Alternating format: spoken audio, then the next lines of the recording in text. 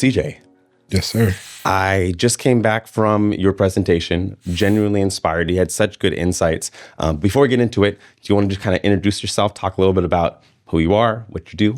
Absolutely. So I'm Charles, go by Ceej Vega. I'm a creative technologist and founder of Vega Studio, where we help brands bridge the gap between creative technology and storytelling. So been running my shop for about 3 years now. Spent some time in the field, working in the industry. I worked at Tidal for about 5 years. That was like my first creative opportunity, all from being self-taught, which was amazing. You know, I was just an Instagram artist, and, you know, they believed in me and they gave me pretty much the official title as a interactive designer in the corporate America. And then from then, you know, I wanted to build my own shop, and I knew I wanted to scale an agency and, you know, kind of be able to project my taste and interests in multiple mediums. So, well, I've seen your taste and interest literally become physical. I believe from your presentation, you mentioned that the piece that you're wearing right now, you designed. Can you share a little bit about what you're wearing and like the piece that's around your neck for the audio listeners? Absolutely. So I always wanted to make like the perfect chain, right? And obviously, you know, in hip hop culture and, you know, and even in sports culture, you know, jewelry is super expensive. So I never had the means to like design a crazy VVS custom chain. But now, you know, with the new tools and the power of AI, you know, not only was I able to generate the visual design aesthetic of the chain, I was actually able to use a text to CAD software called Viscom to pretty much like translate of actual drawn sketch into to scale 3D CAD that I can send out to production. So the way I built this is I trained a Midjourney mood board on all of the jewelry that I liked from the 2000s. So like 50 Cent, Lil Wayne, Allen Iverson. They had like historic chains. I took that data, trained a mood board in Midjourney, and I prompted to generate sketches. With those sketches, you know, similar to if, you know, I was able to just take like a traditional way, like to take a reference board. And if I had like mood board images of these characters or of these athletes and rappers, and I was to actually draw and sketch iterations of inspiration from those chains, the generative model was able to do it in mass. And I had a lot of options. So I had to sit and curate hundreds of variations of the sketch for the base chain. I finally found one I was in love with, did some hand sketching and modifications to get it in a good spot, and then literally passed it through the Sketch to 3D software, got the CAD file, and then sent it off to manufacturers to make it real. And you're wearing it right now. And I'm wearing it right now. And so can you describe what it looks like for people that don't see the screen? Absolutely. You know, it's crazy. I know the measurements by heart because it was a challenge. So the manufacturer, you know, was saying that it was too big, like, because it needed like a dual casting because of how big it was. So it definitely pushed the limits of possibilities of production. It's about 4 inches in height and about 3 inches wide. I called it the Geocross because it has a lot of geometric architecture to it. It's super, super refined and super, super detailed. The initial goal was to make it modular. I wanted to build it where it had a specific clasp, so the chain had 3 different looks. So if you can see it, I know we're talking audio, but if you can see it, it kind of has layers. The goal was for each layer to be able to act independently. Wow. So you can have pretty much 3 different necklaces. Oh my God. Or variations to use maybe 2 pieces. Like if you just remove the top and you only have the base 2 layers, or, you know, switch it in and out so it just always has, you know, a new look. Or you could just wear it all together like it is. But obviously this is like the first prototype, so it's all one piece. And I didn't get a chance to iterate. But yeah, the goal was for this to be one of the first modular steel pieces. So is it stainless steel? Is that the material choice? I mean, your fashion in general looks incredible. Thank you. You clearly have taste. Taste is something that is now becoming a hot new term in AI. Which is crazy. Which is like I just heard somebody was like, oh, taste is like the future. And to everybody else, taste has kind of always been very important. I wanted to ask you, how was your taste shaped? I think my taste I will say part of it was definitely natural. I do think that I was blessed with the gift of, being able to, how can I, it's so funny. I looked at the definition of taste and it really boils down to like the actual sense, right? It's like we were giving taste to be able to taste the food and understand that it's poison or that it's what's bad or what's wrong. You know what I'm saying? So it's kind of like the same thing of like literal taste is being able to understand what's right and what's wrong. So I think I was definitely blessed. I definitely do think it's partially a gift. It's partially trained as well.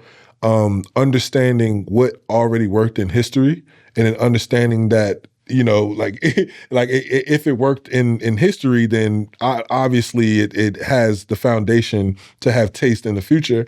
So iterating on history of what already exists and training myself on, taste that exists before, I think that's a big thing.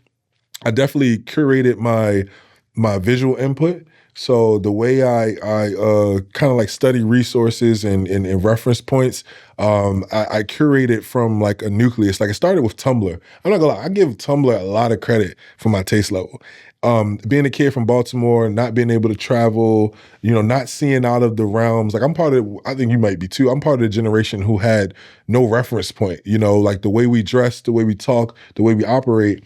There weren't any internet reference points, right? So what Tumblr did was it exposed me to what's happening in New York, what's happening in Paris, what's happening throughout the world that, I typically, wouldn't have exposure to because, I'm a kid from Baltimore and I haven't been able to travel to pick up culture. So Tumblr showed me, okay, what's the taste level like in New York? Like, okay, they're doing it this way. Wait, they're doing that in Paris? And it like exposed me to another layer that like, honestly, it opened me up from a creativity standpoint, fashion, just general knowledge. Like Tumblr was like my first entry point into me being like, okay, I want to be creative. This drives me so much that I think creative is where I need to be.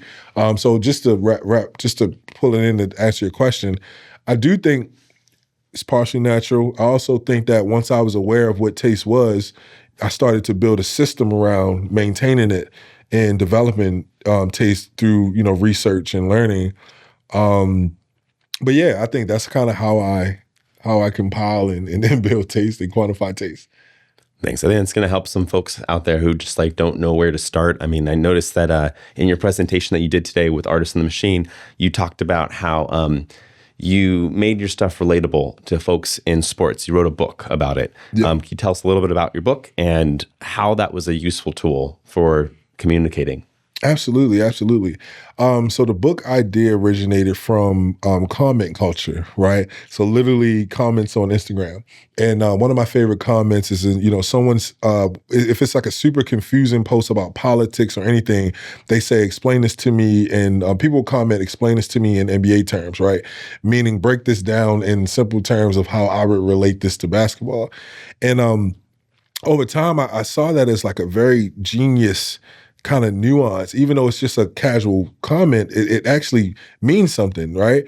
I feel like there's an educational gap where, we could bridge the gap between what someone has genuine interest in and awareness of with a complex topic. So my idea was, that anything could be explained in NBA terms. And I thought that what would be the best case study than one of the hardest topics for people to comprehend, which is AI. So the idea, the book is titled AI in NBA Terms. It pretty much breaks down the core essential functions of AI from the history of AI to the current platforms and tooling that are available to this day. And it finds the lineage between those topics and basketball terminology. Just to give an example, so the book kind of starts with going through the origin of NBA of AI, and it's correlating it to the origin of the NBA in the different phases. There was a phase where there was no 3-point line, or there was a new phase where there were big three teams were building around big three, meaning that they had 3 superstar players that gave more of a chance to win a championship. So the book finds those threads to figure out how to find a relatable touch point within the NBA dynamic with, the current tooling and the history of AI. One of my favorite examples in the book, there's a chapter titled "Choose Your Lineup," like similar to like choosing your NBA lineup, right? And Love that term already. yeah, and a lot of people struggle with like the overwhelming options of tools to use. Like they don't know what tool to use, and then it kind of boils down to, it's like, dag, do I need 5 subscriptions of $29.99, or which tool can I use that covers all of the bases and the all of the bases and the possibilities, or like, are there any overlap? Are there tools that do the same thing, et cetera? So the Build Your Lineup chapter pretty much gives the reader examples of, if your goal is to do this task, here's the lineup of tools that you need. You may only need, Gemini and not Midjourney, or you might need both depending on, what you're doing. So it pretty much builds out a lineup of tools that you need to get, the task done that you are trying to get done. And I think it breaks down the mystery of like, what do all these tools do? Like, what are the best? And it kind of shows you, based on NBA players, certain tools are good at certain things. Claude may be better at writing than a Perplexity. A Perplexity may be better at research.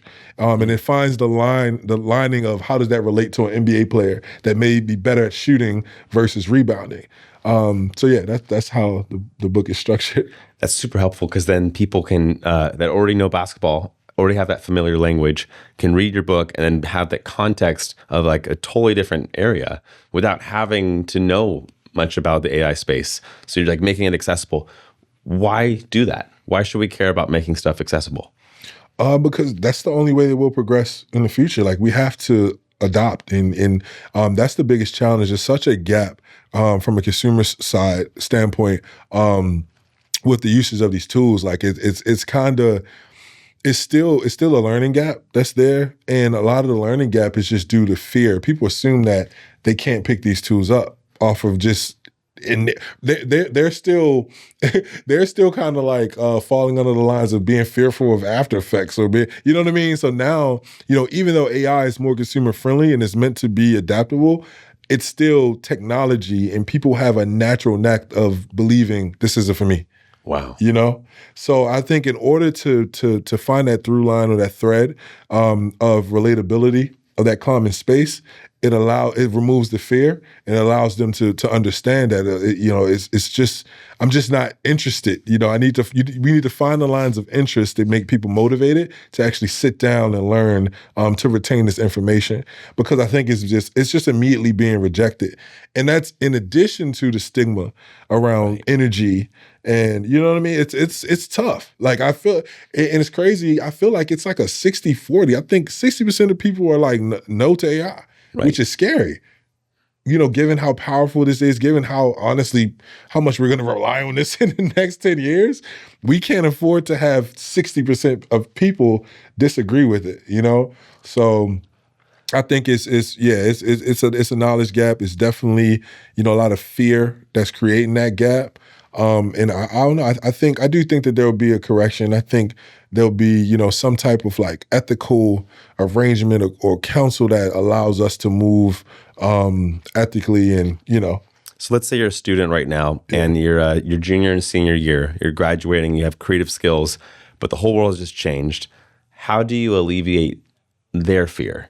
Like, what would you say to a student right now who's graduating university, and they're like, and they're scared of the future?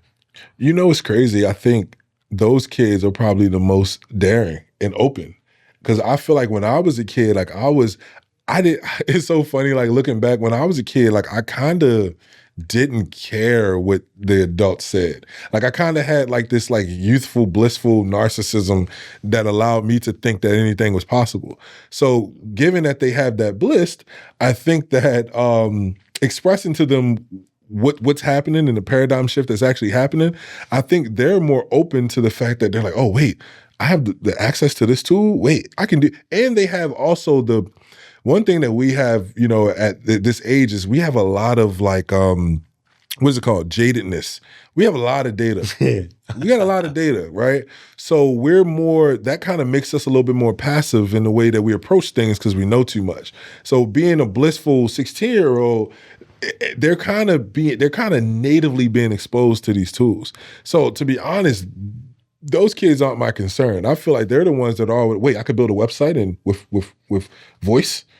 I know, isn't that wild? Like that we can say that with confidence, build stuff from our voices, and it's there. Yeah. What do you tell parents who, are on either side of this argument, where they're like they see the value of AI, but they have questions and some concerns? I think parents fall under the generation where we have to use the best reference is the internet. It's like the internet was frowned upon and it was doubted and it was, that internet boom that happened, it failed, and then after it failed, it became everything. So that's how I'm leading that conversation with anybody that's, the baby booming generation or parents. Like I'm leading that conversation with saying, like, we've been here before. It's like, do you understand the severity of how powerful these tools are and how they're going to push us further as a society? Do you realize how these tools are going to open up more opportunities for us to be human and pour into what we really are on this earth to do?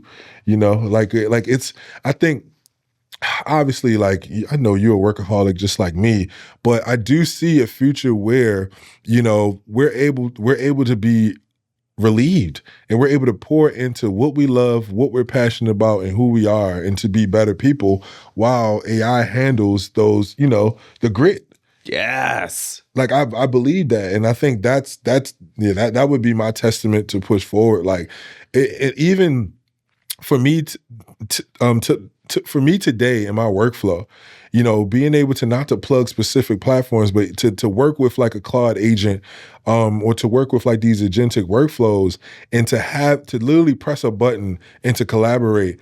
It's literally, I can go water my plants. I'm like walking around listening to music, watering my plants. I can go check, okay, is the scope of work done? Cool. All right, back to, watering my plant. It's freeing up more time for me to live. And I think people take that, for granted, and they don't see that opportunity that we have here because we're used to a system, Why do people need more time to live? Because 24 hours is not enough time in a day. Like 24 hours is just not enough time, especially if you are a high output individual, especially if you have a family. I know you have a kid. Let's just go there. You have I think I have a newborn. I don't know how long it's been. Bro, like, you need time to be hands-on and to nurture. It's hard to, try to be a leading creative technologist in the field and to still try to pour into, your child and enjoy the fruits of the labor of life. So it really, like, time is the one thing we don't get back. And I think that is like the core truth that kind of makes this whole thing make sense for us as humans. Like another thing, it's like with AI, I have time to work on my body. And that's another thing, like physical health. I have time. It's helping me with my diet. I have chatbots that are literally like, working on my nutrition in the background, holding me accountable, and then on top of that, having AI as a collaborator, like I'm able to literally go to the gym and spend that time. Cause like, I think, scheduling a time is one of the things that conflicts with your physical health. So I have the luxury of time to actually work on my body, to be able to wake up and to do it again and to live a fulfilled life. So that's how I look at AI. And I understand that there's definitely some, downsides to it, but I do feel like as a society and as a community and the human race, we'll figure out how to make it make sense over time. I love everything about what you're saying. Your perspective is it's very refreshing to hear. It gives me hope for the future. What do you think I guess what's two reasons why we should be excited for the future? Two reasons why. I think one reason is that I think I'm excited about the independence of individuals. I know people hear a lot of, talk about the one person organization billionaire, or one person billion dollar organization. I think that's super exciting to me. I think now, with the power of the tools, I'm excited to see how expansive the humans can go as far as creativity and creation. Like I know, like we know for a fact that the power of AI and these tools are going to enable us to do the unimaginable. Think about it. Airplanes were designed with no AI. You know what I'm saying? And the airplanes are still kind of like, even though it's science, airplanes are like magic to me. You know, so I think that's what I'm excited for. I'm excited to see what AI opens up for us as a society on a positive end, obviously. And I'm honestly excited to have more time. I feel like it's going to be like life core. That's going to be like the next trend, is just like living, you know, living in purpose. I feel like it's going to open that up. It's going to open up the, you know, the possibilities to do things that you are interested in, that you know, that you can eventually fall in love with. So just finding new loves through new possibilities that you were previously limited to, you know? So those two things, I think I'm excited for the advancements, and I'm also excited for how it will make life more simple for humanity, and for us to focus on things like love. Like I think we need to focus on being better people. And, you know, I think the wild, wild west of survival and, you know, positioning within working, which then ties back into surviving, is kind of what makes us, you know, that's the conflict, the power. That's the power conflict, you know? It's because we're all so rigid, and it's like a rat race. Like I'm hoping that the AI alleviates the rat race, and, you know, maybe it can help us find peace. Do you find that I mean, you gave that number earlier about the 40% versus 60%. Yeah. So how do you think we get more people into the space where they actually see that this can actually help? Because if you know, 60%, that's more than half are kind of like, I don't want this. I'm going to fight it. I'm going to resist it. I'm going to ignore it. And I'm scared that those folks are going to really get hit hard very soon. Yeah.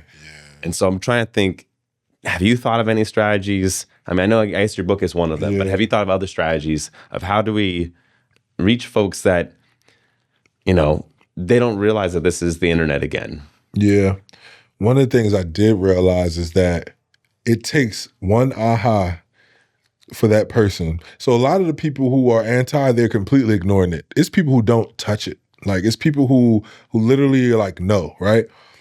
But then you have the people who are either forced into a job, or they decide to just take a peek, and they're like, oh, this just say, you know, like I think there has to be a strategic way of showing that 60%, that one individual aha moment for them that solved the problem, that they were like, oh my God, okay, I can't live without this. And like, it takes that one moment. But that 60%, I promise you, those are people who they're like not budging on exploring it, because I know for a fact the one time they tap into it and they solve that niche problem that they had, it like, you know, it puts them in a dilemma, and then it kind of makes them, it kind of forces the conversion.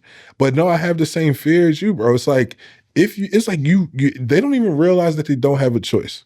It's like, you have a choice, but it's just like, it's like, I don't know, it's scary, bro. So I obviously doing my due diligence of educating, speaking, you know, trying to build the book, trying to build educational platforms. I'm trying to do my part. But I really do think like, it's the aha moment. I've witnessed multiple times, like, you know, even my wife, like, you know, she was like anti, you know, using AI to communicate. And I put her in the car at one time. She was like, okay, you know, this is saving me days of time. Like, she was very like, and she's an intellect, so she was very like, I'm gonna write every email, and I'm gonna write this, and this can't write like me. I was like, but no, you can train the data set on writing like how you write. And then she did it, and she's like, oh. And then just like, it gets to a point where it makes too much sense to ignore. And I think we're gonna get to that point, bro, where it's just like, you can't compete in the work field if you don't know it. You know what I mean? Like, it's like, it's unfortunate. It may, and I don't want this to happen, but it might get to that point where it's just like, all right, they get hit hard, and then they learn the hard way, and then it's just like, dag. You know, if I would have just tried to, you know, be a little bit more open to it. I also have fear of guardrails too, because I feel like there's a possibility that enough people don't want to adapt, and, you know, we have maybe, like, you know, from either a government standpoint, it becomes like it becomes either filtered or it becomes like governed. Like I have a fear of restriction. I do. I think that's still an option too, and a possibility that we get some like large guardrails placed on what we can do and how we operate with these tools, and that scares me too. It's coming, unfortunately. That makes me cringe, bro. I know. I'm like kind of planning for it. What's your like how? Local models. Oh, well, you got to put me on, Don. Yeah, happy to share. I mean, Olama is the platform I use. Okay, that's not the Meta one. It's funny. It sounds just like llama, but they put an O in front. OLLAMA, and then it lets you download any open source model. Oh, okay. To your local machine. Internet could be turned off, Wi-Fi off, and you are still chatting. They even have coding agents that work now on a MacBook Pro. Okay. And it's only limited by what compute you have in your local system.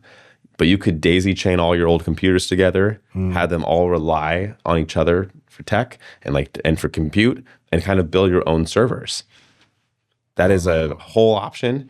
It's still not as good, to be honest, as the cloud options. Yeah. The cloud models are phenomenally better, but I'm hoping through some new algorithmic designs in the next year, we'll start seeing large language model, open large language models that basically keep resetting that challenge to the frontier labs who keep saying you need to be in the cloud, come with us. And then I'm hoping we keep seeing these new private models that are run locally on your machine just keep appearing out of the ether.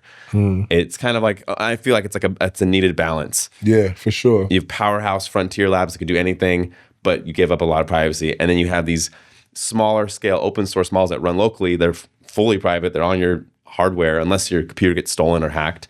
But yeah, I've been using local models for more stuff, and I've been experimenting like what can I actually achieve with a local. Right. It's not that great yet, to be honest. But bro, you're already bootstrapping and figuring out for the future. I wonder. I think offline models. I think that's going to be a thing too, though. I think that's like. I feel like that might be one of the next shifts is, local training sets, being able to execute without internet. Like, I think we need that, bro. Imagine a quantum phone that could talk to your own private network through entanglement. So it's instantaneous, but it's on your own cluster at home. That would be a dream. A dream. And you just like have the best AI, but you don't even need a connection. You don't even need a connection. connection. Be in a cave. Bro, and I'm so reliant on it now. It's bad. It's bad, bro.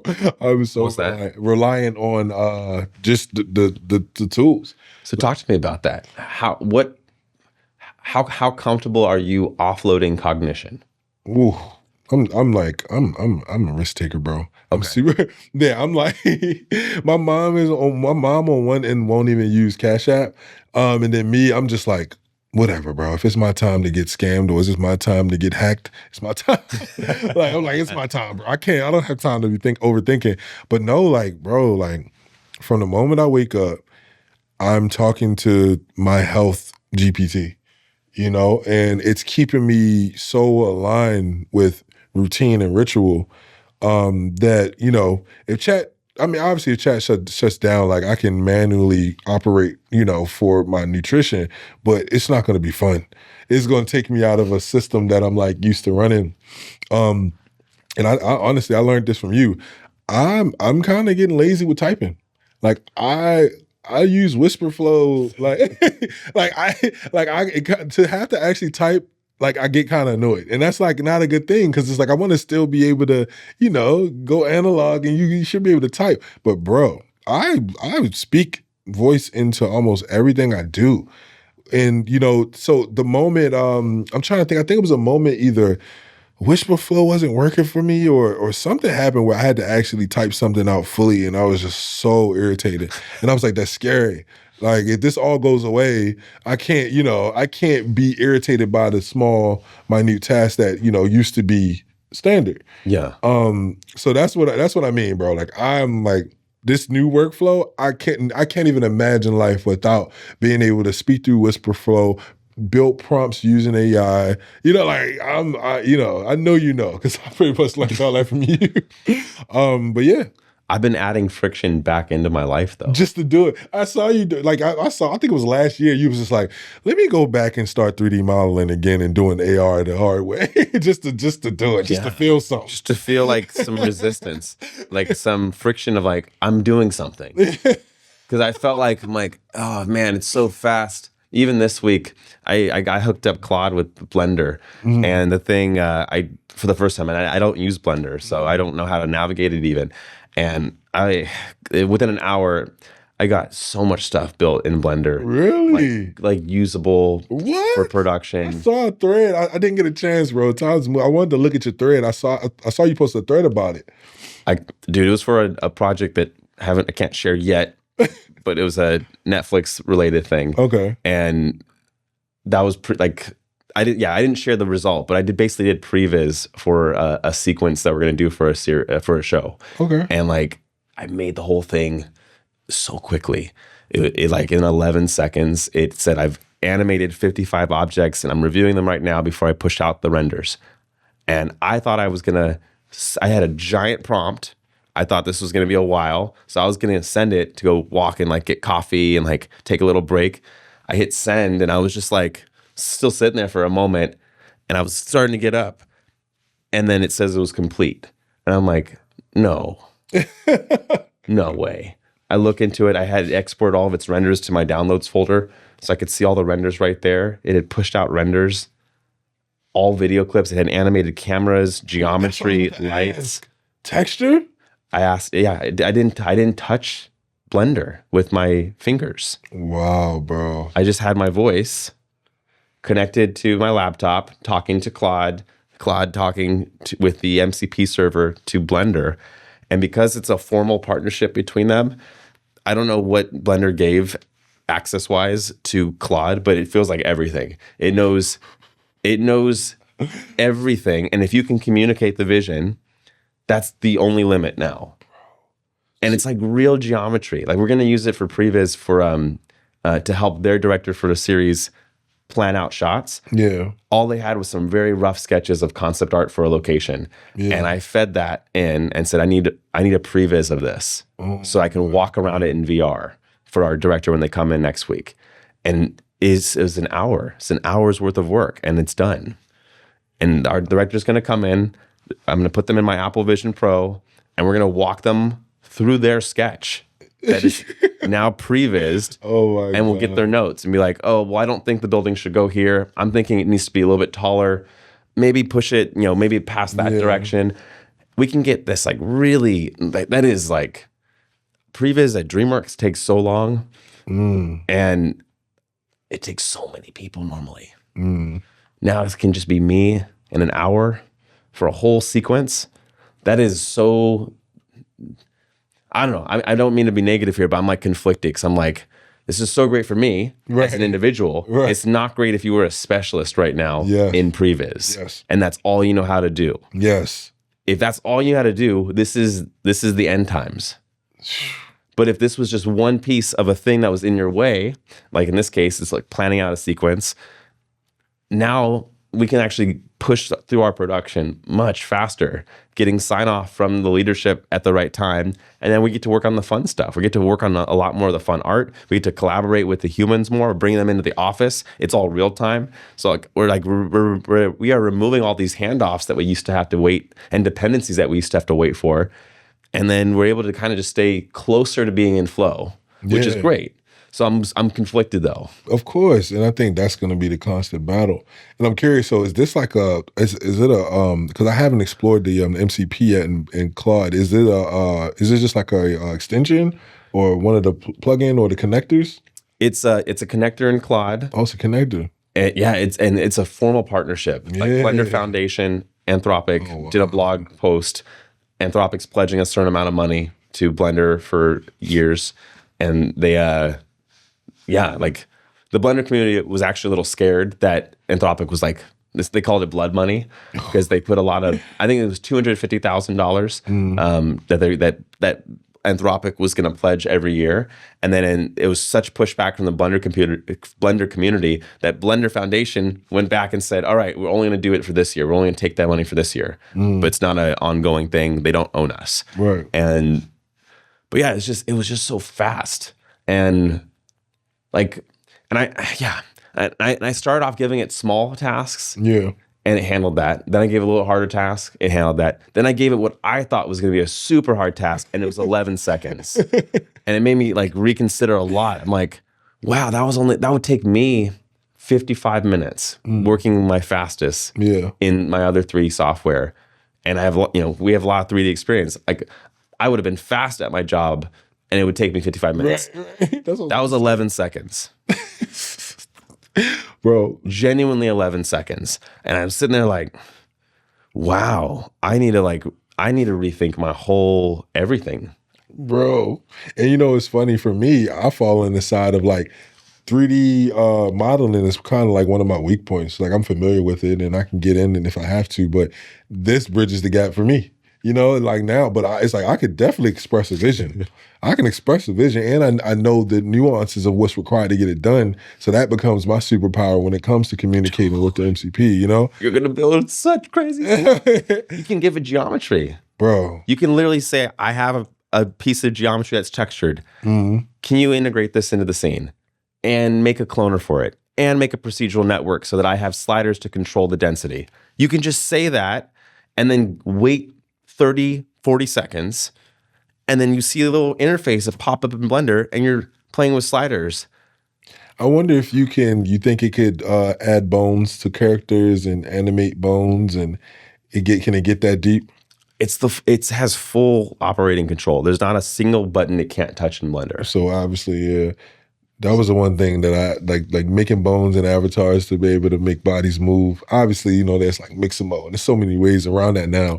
But the last time I was really like diving into 3D was rigging characters, and down to like the fingertips. So I feel like that type of stuff is something that I would definitely want to rely on the MCP for. Off camera, I'll show you something that I have not published yet. It's on my phone that might blow your mind of what's possible with that kind of workflow. Cool. But I haven't made the formal video yet, but I want to show it to you after the episode because it's concerning. It's scary good. It's scary. Concerning. If you're saying it, then I already know, bro. I already know it's wild. Yeah, it was like we did an animation test for our series. We just did a 1.5 minute long full 3D animation character test. And dude, it's working way too well. Way too well. Mm-hmm. And when you say we, you talk about Asteria? No, me and Paige. Oh, fire! Yeah, we started our own series. Fire! So because now individuals can be their whole studio. Yeah. So we're just exploring what would it look like if 2 very different minds, but also have a lot of two generalists try to build and own and operate a whole intellectual universe. So I was very inspired by your talking about how you got inspired from comic books, and then you like build your own stories. You build your own comics and narratives. I used to be scared of like kind of the managing of that stuff, all the assets and the processes and the teams involved. So then it would make me shrink my ideas to something that I could do today versus something I could build for like the next couple of years. Yeah. So now I'm feeling like I can build more towards a couple of years. Yeah. Because the execution of the idea is now taking seconds. It's just like having an idea worth building for is the hard part. Right. But right. Yeah. Sorry. No, you good, bro. Got off track. No, we're good. When you I guess what are some of your guiding principles right now? Like when you navigate today, what guides you? What guides me? I think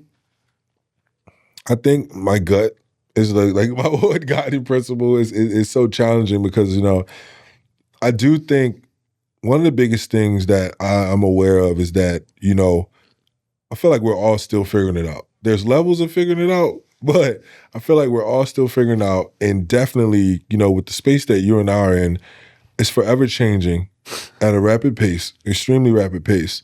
So it gets scary because it's like you kind of can get put in a space where you don't know what the best move is. So you kind of have to it's this quote that I always stood by, like, dip your bucket where you stand, right? You got to lean into you gotta lean into the cards that you're dealt in this moment, and then you use those cards as the North Star to make the next decision, right? It's kind of like one foot in front of the other, right? I'm really driven by passion. I'm really driven by, what feels right, and, being hyper aware of the history of myself, what got me here, and being retrospective and understanding how that aligns with the future. And that then kind of helps me take one step next and one step forward in front of the next, and one step at a time. So yeah, and I'm letting taste lead me too. Taste has got me very far. Yeah. Because one thing I'll say is just like I've never been the best motion graphics designer. I'm not the best 3D designer, but my taste and my vision what has separated me, from the point where I'm able to sit and have this conversation with you. So that's one thing that I'm like leaning into is like, does it have taste? Like, is it intentional?